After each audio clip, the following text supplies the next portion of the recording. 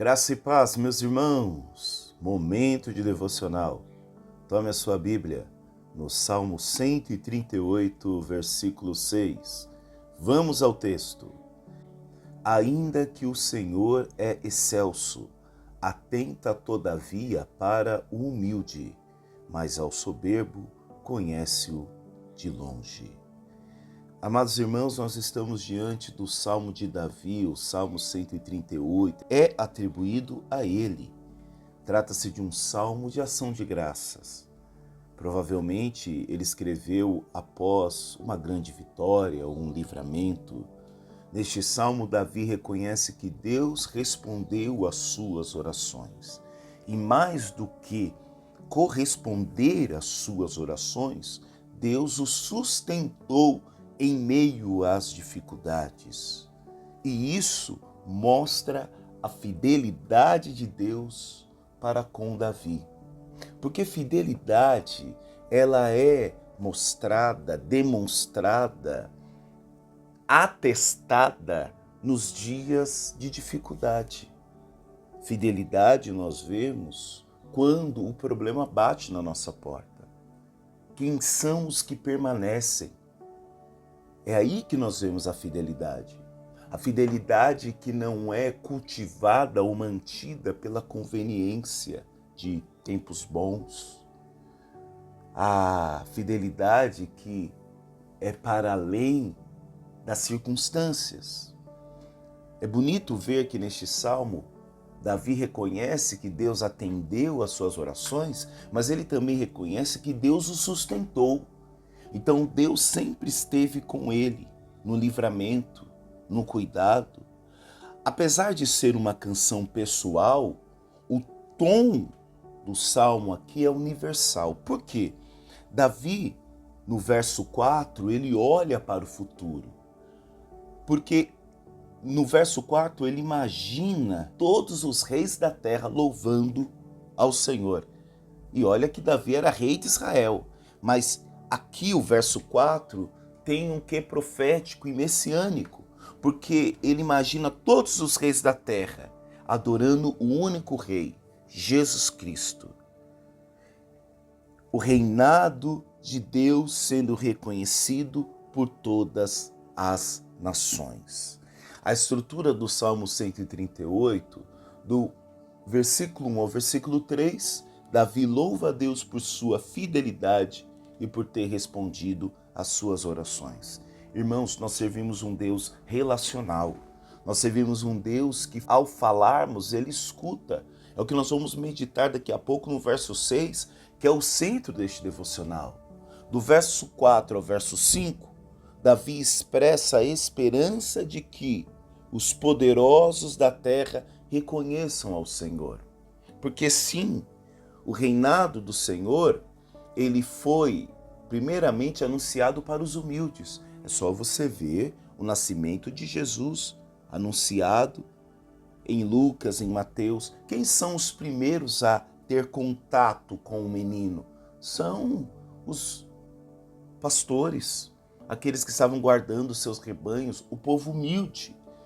Por isso que no versículo 6, que nós estamos destacando hoje nesse devocional, Davi mostra o contraste entre o Senhor excelso e o coração humilde que ele se agrada.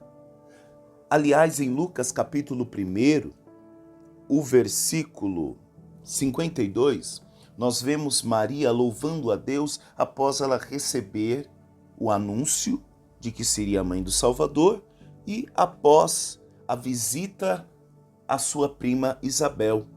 Ela diz algo, ela diz o seguinte no versículo 52: depôs dos tronos os poderosos e elevou os humildes. Em outras traduções está escrito: derrubou os poderosos de seus tronos, exaltou os humildes. Porque sim, a primeira forma de nós abraçarmos o reino de Deus é através de um coração humilde. Quando ele diz, derrubou os poderosos de seus tronos, ele está querendo dizer que esse reino, primeiramente, foi comunicado aos humildes, aos pobres. Mas não vamos confundir também pobreza com humildade. Porque existe muitas pessoas que são pobres materialmente, mas são arrogantes em suas almas, são arrogantes em seus comportamentos. Aqui o Senhor está nos dando um caminho. Qual é o caminho? Do versículo 7 ao versículo 8, Davi confia que Deus continuará a sustentá-lo e cumprir o seu propósito em sua vida. E aqui é algo muito bonito, porque Deus tem nos sustentado para que o seu propósito seja assim realizado. Deus tem nos dado a cada dia oportunidade do seu propósito, da sua palavra, ser pregada através de nossas vidas. Então o tema central deste salmo é fidelidade e proximidade de Deus. Ele é grandioso, mas não distante. Ele é exaltado, mas atento aos humildes. Ele responde às orações e cumpre os seus propósitos, conforme o versículo 7 e 8. Mesmo quando o salmista enfrenta lutas. Então, mesmo quando enfrentamos lutas, Deus continua cumprindo os seus propósitos. Este versículo, ainda que o Senhor é excelso, atenta todavia para o humilde, mas ao soberbo conhece de longe, nos ensina sobre o valor da humildade diante de Deus. Mesmo sendo grandioso, soberano e exaltado, acima de tudo, o Senhor se aproxima dos humildes. É Lucas, capítulo 1, versículo 52. Derrubou dos tronos poderosos e elevou os humildes de coração.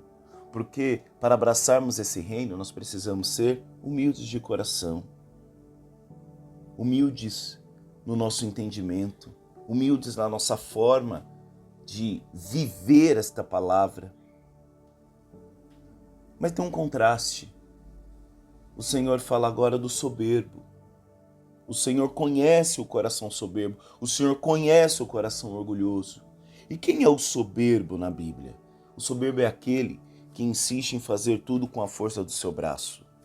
Irmãos, torna a dizer, chegamos mais uma vez ao final de um ano. E até aqui o Senhor nos sustentou. O soberbo é aquele que diz que chegou até aqui por conta da sua capacidade, por conta da sua força, por conta daquilo que ele plantou e ele colheu. Agora, o humilde, ele atribui ao Senhor. Ele sabe que ele não é merecedor. Ele não é merecedor de tantas bênçãos, de tantas graças. Até aqui tem nos sustentado o Senhor. Você não é obra do acaso. Você não chegou até aqui por conta do acaso. Ou simplesmente por uma destreza sua, por uma capacidade humana. Não, você chegou aqui porque o Senhor tem te sustentado. Irmãos, em um mundo onde as pessoas buscam destaque, buscam reconhecimento, buscam poder, Deus nos lembra que Ele se revela aos pequenos de coração, aos que têm uma fé simples, mas sincera, simples, mas sensível à voz de Deus. Então o Senhor, mesmo sendo excelso, grandioso, Ele atenta todavia para o humilde. Ele conhece o soberbo. Ele conhece a arrogância do nosso coração. Ele conhece aquilo que no nosso coração precisa ser aplanado, transformado, modificado. Que o Senhor nos ajude, meus irmãos. Que o Senhor nos ajude a manter o nosso coração humilde. O reino dos céus é para os mansos. O reino dos céus é para os humildes. O reino dos céus é para aqueles que querem e desejam se comportar como uma criança, em humildade, independência, em alguém que ergue os braços, pedindo que o Senhor a sustente, a coloque de pé. Tiago capítulo 4, versículo 6, Deus resiste aos soberbos, mas dá graça aos humildes. Provérbios capítulo 3, versículo 34, certamente Ele escarnecerá dos escarnecedores, mas dará graça aos humildes. Isaías capítulo 57, versículo 15. Eu habito no alto e santo lugar, mas também com o contrito e abatido de espírito. Amém, meus irmãos. Aleluia! se houver contrição no nosso coração, se houver arrependimento no nosso coração, humildade para aceitar que somos falhos, pequenos, miseráveis homens diante da presença dele, ele habita no meio de um povo contrito. Deus não habita no meio de um templo luxuoso, cheio de vaidade, de arrogância, de mentira, de vingança, de ódio. Deus não habita em templos cheios de soberba. Deus habita no meio de almas abatidas e contritas. Quer conhecer o que é a igreja? Quer conhecer o que é a reunião dos santos reunidos no nome de Jesus? É a reunião de homens miseráveis, de almas contritas. Aliás, deveria ser assim. O culto deveria ser um encontro de almas contritas e abatidas. É aí que o Senhor habita. É aí que o Espírito dele age. Mateus capítulo 23, versículo 12. Quem a si mesmo se exaltar, será humilhado. E quem a si mesmo se humilhar, será exaltado. E mais uma vez, vamos destruir aquele espantalho, aquela falácia dos humilhados serão exaltados. Não tem esse versículo na Bíblia. O versículo é: quem a si mesmo se exaltar, será humilhado. E quem a si mesmo se humilhar, será exaltado. Outro versículo é: humilhar-vos perante o Senhor. E o que é se humilhar perante o Senhor? É humilhar minha carne, humilhar o meu desejo, humilhar minha natureza pecaminosa, que todo dia quer mentir, quer trair, quer fazer tudo aquilo que é oposto ao Espírito. Isso é se humilhar, é esmurrar a carne, isso é se humilhar, é humilhar a nossa vontade. 1 Pedro capítulo 5, versículo 6, humilhar-vos, portanto, sobre a poderosa mão de Deus, para que ele, em tempo oportuno, vos exalte. Olha aí, você que gosta de repetir, os humilhados serão exaltados. 1 Pedro capítulo 5, versículo 6, humilhar-vos, portanto, sob a poderosa mão de Deus, para que ele, em tempo oportuno, vos exalte. Humilhar-vos debaixo da mão dele. Só ele tem graça para as nossas vidas, só ele tem refrigério para as nossas vidas. Deus se aproxima dos corações humildes. A grandeza dele não nos afasta de nós. Tem tanta pessoa achando que se tornou grande e por isso está se afastando do pequeno, né? Talvez agora você se formou. Talvez agora você tenha uma casa melhor, é empresário. Por isso agora você não anda mais com o pequeno. É aquela história: eu sou gavião, não posso voar com pardais. Eu não posso andar com quem tem a mentalidade pequena. Meus irmãos, a grandeza de Deus é que mesmo ele sendo grande, ele não se afasta de quem é pequeno. Pelo contrário, ele é humilde, que abre o caminho para a sua presença e favor. Isso é grandeza. Grandeza é o que Cristo fez. Deixou a sua glória, abriu mão da sua realeza, como diz a palavra de Filipenses, se fez menor que os anjos, se encarnou para nos dar vida eterna. Isso é grandeza. Isso é grandeza. Vamos orar? Pai querido, nós te louvamos e agradecemos por mais um dia. Agradecemos a Deus pelo teu amor, pela tua bondade. E pedimos, Senhor, que o Senhor venha gerar em nós humildade. Que o Senhor venha colocar em nós o verdadeiro sentido de ser discípulo de Jesus. Deus ensina, Pai. Obrigado a Deus por ser um Deus presente, por ser um Deus próximo. Obrigado a Deus porque o Senhor conhece tal como somos, sem máscaras, sem os dialetos, sem o personagem que às vezes insistimos em tomar posse no meio das congregações. Obrigado a Deus. Muda o nosso coração, Senhor. Obrigado a Deus porque o Senhor não se impressiona.